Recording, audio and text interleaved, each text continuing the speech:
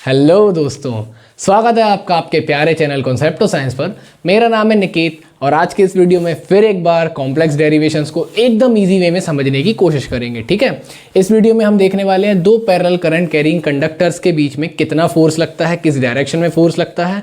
तो आपको सिर्फ 2 से 3 स्टेप्स में पूरा डेरिवेशन क्लियर करने वाला हूँ। आपको हमेशा के लिए डेरिवेशन दिमाग में एकदम बैठ जाएगा, कभी भूलेंगे नहीं। तो वीडियो को बिना स्किप करे पूरा एंड तक देखें।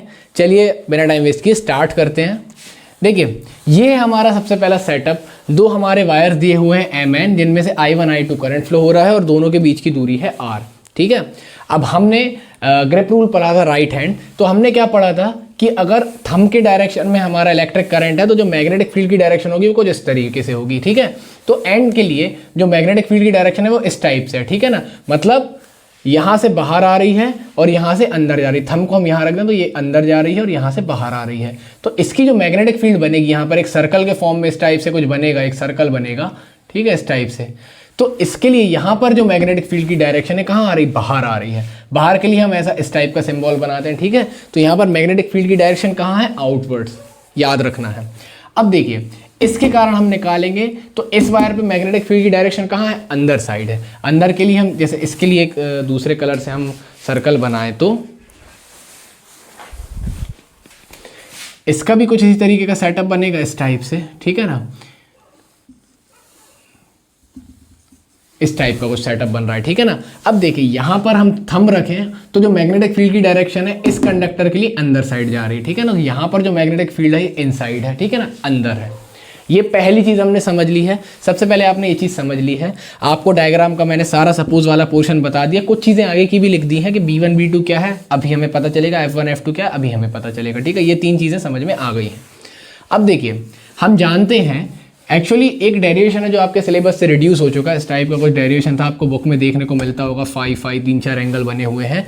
वहाँ से हमने कैलकुलेट किया था कि अगर कोई इनफाइनाइट लेंथ का हमारे पास वायर हो और उसमें I करंट फ्लो हो रहा हो तो यहाँ पॉइंट पर कितनी मैग्नेटिक फील्ड इंटेंसिटी होगी। ठीक है, तो इसी फॉर्मूले को हम इस डेरिवेशन में यूज़ करने वाले हैं। इससे हमें कोई लेना देना नहीं है, सिर्फ हमें पता होना चाहिए कि किसी भी इनफाइनाइटली लॉन्ग स्ट्रेट वायर में अगर करंट फ्लो हो रहा है तो इतनी मैग्नेटिक फील्ड जनरेट करता है वो। ठीक है, तो अब देखिए यहाँ पर 2 वायर्स हैं तो ऑब्वियसली 2 मैग्नेटिक फील्ड बनेगी, एक B1 एक B2। ठीक है, तो B1 कितनी होगी, B1 बनेगी I1 करंट के कारण, तो म्यू 0I/2πr, यहाँ पर R भी होगा। ठीक है ना, ऐसे ही B2 बनेगी I2 करंट के कारण, इसकी होगी B2 मैग्नेटिक फील्ड और ये होगी म्यू नॉट I2/2πr। ठीक है, अब मैं आपको बता चुका हूँ B1 मतलब इसकी मैग्नेटिक फील्ड की डायरेक्शन कहाँ जा रही है, यहाँ पे अंदर जा रही है। ठीक है ना, ये हो गई फर्स्ट वाले की, इसको हम बोलेंगे B1, और ये हो गई हमारी इसके कारण बाहर आ रही है, इसे हम बोलेंगे B2 जो कि आउटवर्ड है। ठीक है ना, आई होप इतनी चीज़ें आपको क्लियर हो गई होंगी। अब देखिए, now force on unit length of wire. ठीक है ना, यूनिट लेंथ ऑफ वायर मतलब किसी एक 1 मीटर 1 सेंटीमीटर 1 किलोमीटर की लेंथ के लिए। तो यहाँ पर अगर हमें ये चीज़ निकालने बोल दिया जाए तो हम यहाँ पर L = 1 पुट कर देंगे, और यदि हम कंप्लीट वायर पर निकालना चाहते हैं तो हम L को L ही रहने देंगे। हमें जैसे दे दिया फिर कभी कि आप 10 मीटर वायर पर निकालिए तो सिंपली L की जगह 10 पुट कर देंगे। अभी से हम 1 पुट करके कॉम्प्लेक्स नहीं करेंगे, अभी हम L लेकर चल रहे हैं। तो हम जानते हैं कि करंट कैरिंग कंडक्टर्स यदि मैग्नेटिक फील्ड में रखे हों तो उन पर इतना फोर्स लगता है। अब क्योंकि ये वायर में करंट फ्लो हो रहा है तो इसकी मैग्नेटिक फील्ड बन रही है, और I2 या मतलब ये N वायर जो है इसकी मैग्नेटिक फील्ड में रखा हुआ है तो इस पर ये फोर्स लगेगा। ठीक है, सिमिलरली इसकी मैग्नेटिक फील्ड में ये रखा हुआ है तो इस पर एक फोर्स लगेगा। तो फोर्स F1 कितना होगा, तो ये इसकी वैल्यू आ जाएगी I1 B2L। ठीक है ना, ये BIL होता है। तो B1 यदि आप F1 निकाल रहे हैं तो F1 मतलब इस पर लगने वाला फोर्स किसके कारण लगेगा, B2 के कारण लगेगा, है ना। तो यहाँ पर देखिए B2 के कारण मतलब B2 ये है, इसकी मैग्नेटिक फील्ड ये है। तो I1 करंट इसमें फ्लो हो रहा था, लेकिन मैं किस मैग्नेटिक फील्ड में रखा है, B2 में रखा हुआ है। L लेंथ है, दोनों की सेम लेंथ है। ठीक है, ठीक, एंगल कितना हो रहा है, 90 डिग्री एंगल बन रहा है यहाँ पर। तो हमें जो फोर्स मिल गया वो कितना मिल गया, म्यू 0I1I2L/2πr। ठीक है, sin 90 क्या हो गया, 1।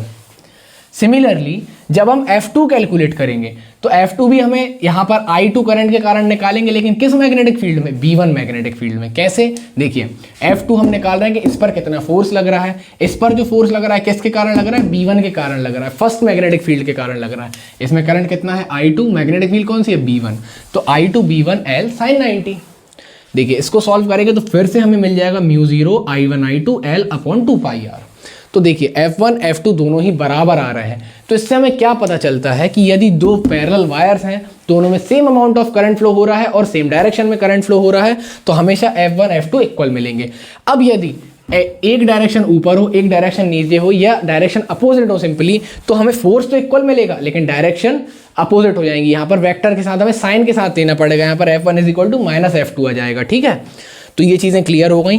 अब देखिए, हमने अपने लास्ट वीडियो जो इसका वन शॉट वीडियो है उसमें हमने पढ़ा हुआ था कि जो फ्लेमिंग लेफ्ट हैंड रूल होता है वो कुछ इस तरीके का सेटअप होता है। ये होती है डायरेक्शन ऑफ फोर्स, ये होती है डायरेक्शन ऑफ मैग्नेटिक फील्ड और ये होती है डायरेक्शन ऑफ करंट। ठीक है ना, ये तीनों डायरेक्शन हम कैलकुलेट कर सकते हैं।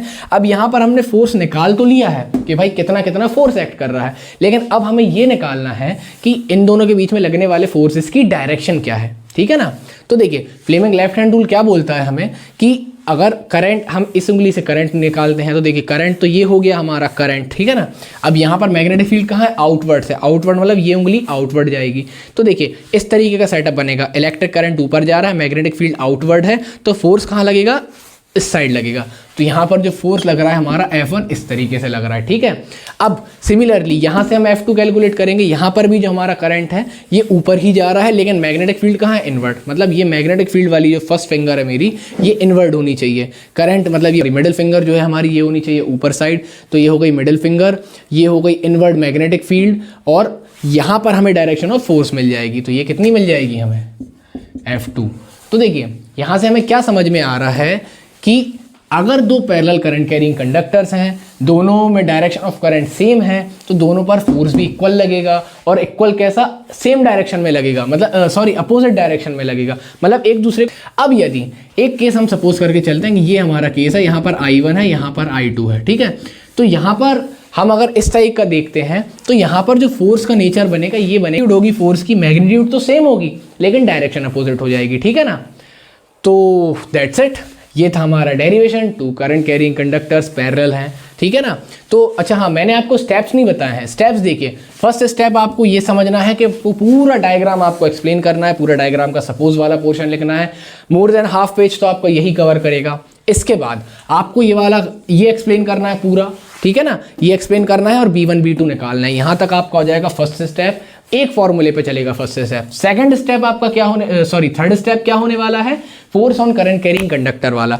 F लिखा आपने, फिर F1 F2 निकाल लिया, सिंपल। तीन स्टेप में आपके ये सॉल्व हो जाएंगे। ठीक है ना, फर्स्ट डायग्राम एक्सप्लेन करना है, सेकंड आपको मैग्नेटिक फील्ड का फॉर्मूला, थर्ड आपको फोर्स का फॉर्मूला, बहुत ही ईजी वे में। ठीक है ना, तो ऐसे करेंगे ना आप तो आपको बहुत ही 100% ये याद हो जाएगा, आप कभी भूलेंगे नहीं। और आपको मैंने इस वीडियो में सारे कॉन्सेप्ट्स भी क्लियर करवा दिए हैं, डायरेक्शन वायरेक्शन कैसी लेनी है।